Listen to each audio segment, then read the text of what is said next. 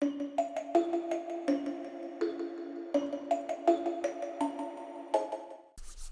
guys, this is just Nightmare here, and today we'll be reading chapter 4 of Forever Yours, Slender Man. Before we get started, please hit that like button, comment, subscribe to this channel if you guys want more creepypasta fanfictions out there. Until then, let's get started. Ash led her to the student parking lot, where he stopped in front of a shiny black BMW. She gawked at it as he took out a pair of keys and unlocked the door. "This is yours?" she stuttered. He nodded and called over his shoulder, "Get in." She did as asked and climbed into the passenger seat. The warm leather was smooth and comfortable against her exposed thighs, which were clad in a pair of extra short shorts.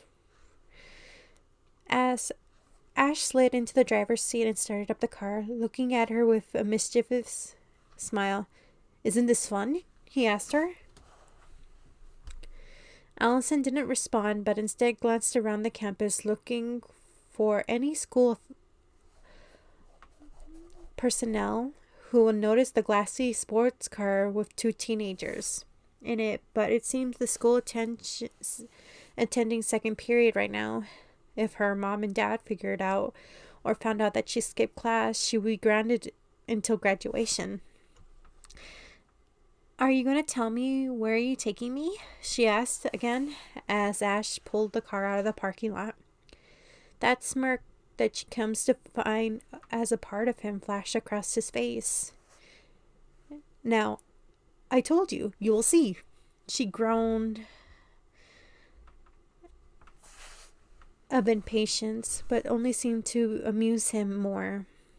They drove for a while in silence. She kept her eyes trailing out the window, watching the trees and the house all blur together due to his speed. She reflected on how this was a very bad idea. She barely talked to this man. She'd known of his existence for a total of 2 days, and yet got into a car with him. An expensive sports car, might she add, and agreed to drive to an unknown location with him. What was she thinking? Ash pulled down an unmarked dirt road. Her palms started to sweat. Were they there yet? Or where were they? She has never been anywhere near here. This didn't seem safe. Not at all.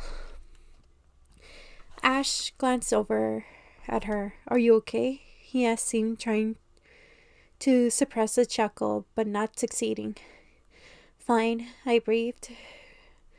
She didn't really act of coming off nonchalant. He drove down further the road, which was now completely concealed from view from the main road. About 5 minutes, the dirt cut off completely as they drove the rest of the way on grass.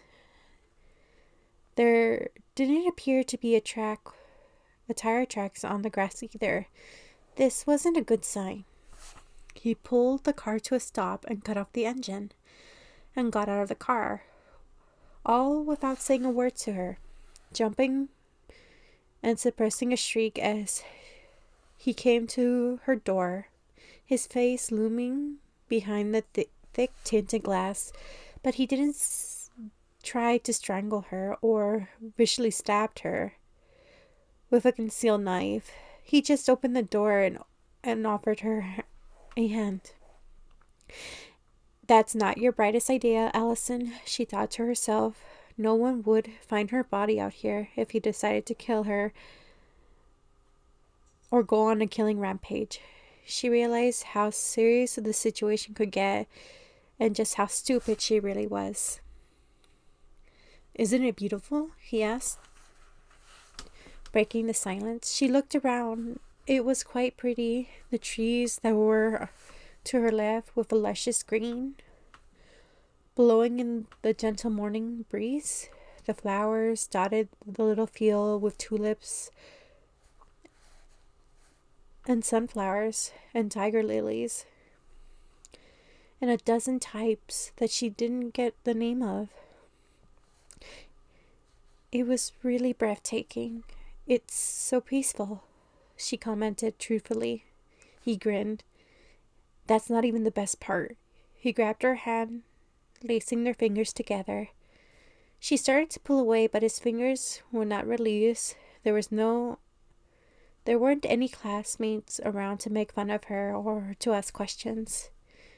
What exactly could hand-holding result in? He led her down over to a small hill, which she didn't even notice where there was a hill until they got closer to it. She stopped in her tracks. On top of the hill beneath them was a small lake where lilies will grow beneath the birds, diving for them. Ducks swimming early in the waters, all huddled together, frogs hopping off the lily pads and landing softly on the soft grass. Ash watched in amusement as she took it in. He tugged her down towards the little lake, where they sat on the plush of grass. I knew you would like it, he said conversationally. Allison just nodded. It's so pretty. How did you find this place? He just shrugged. I like to spend a lot of times in these woods. I stumbled across it one day, he said vaguely. Allison just raised an eyebrow and said, Didn't you just move here? She thought that she noticed some emotions crossing his face, but he covered it up quickly before she could read it. I lived here when I was younger, when my parents decided to move. And then they wanted to come back. Where were you from? She asked curiosity. He grinned and looked back slightly. You asked a lot of questions, he observed. She lifted one of her shoulders and then dropped it. I get told that a lot. He smirked, back to a normal, happy, evading her questions. Probably from all those books you read, he laughed. Hey, now, don't mock my literature, she scolded him jokingly. He pressed his hands to his heart in mock hurt. I would never. He just chuckled and fell back, laying on the warm grass, still slightly damp from the morning dew. After a few seconds, Allison followed suit. She stared up the clouds, trying to find a picture within them, like she always did when she was a child. What are you thinking about?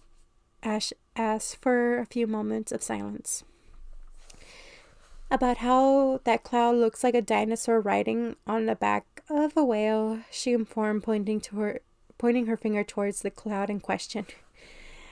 He laughed. No, it's more like a bear doing sexual favors for a pirate. Allison burst out into laughter, clutching her stomach once she managed to contain the giggles. She glanced over to Ash, who she had not noticed had propped himself onto his elbows and stared at her. You look very pretty when you laughed, he said, his voice completely serious. Oh, please. She rolled her eyes and looked away, as a slight flush rose in her cheeks. I'm serious, he whispered. His warm breath tickled her ear, and he moved closer to her. And where there were barely any space between them, now the closeness had blast the warmth through her. His breath stirred the little hairs around her neck as he breathed, and he moved the rest of his head on her shoulders. She stifled a gasp. Maybe he should be more worried about this than murder. She only ever kissed one boy before, and it wasn't fantastic, but still, she was very concerned right now. She could feel Ash's lips trailing down her collarbone, not exactly kissing, more like skimming, leaving her skin blazing. He rolled onto the grass, then suddenly was on top of her. She couldn't stop the gasp that rose from her lips. Then Ash pulled himself back to stare into her face. What?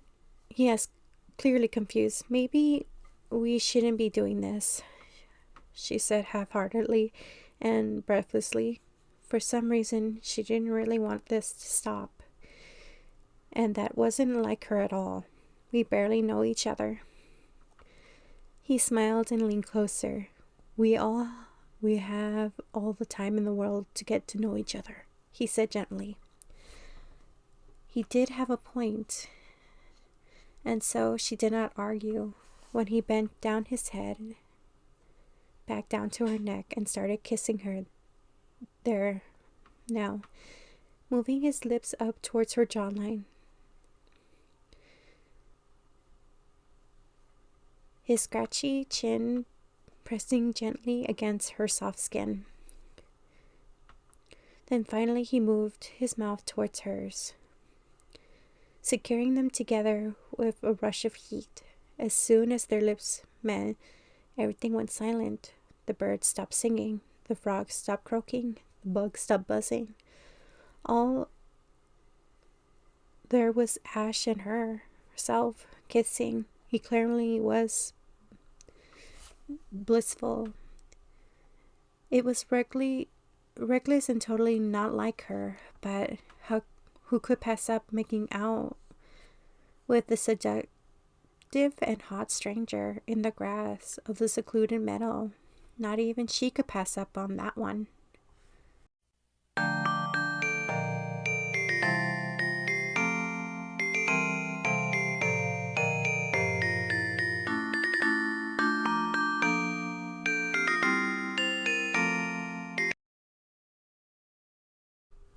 Hey, you made it to the end of the video. I'm glad. If you want more Ben Drowned love stories, check out the playlist that will be popping up soon.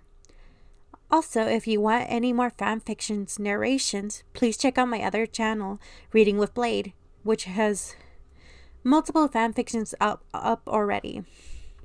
If you are interested in the yaoi experience, check out Tyler O'Connell's channel if you want to go there. But note that channel is only 18 and up.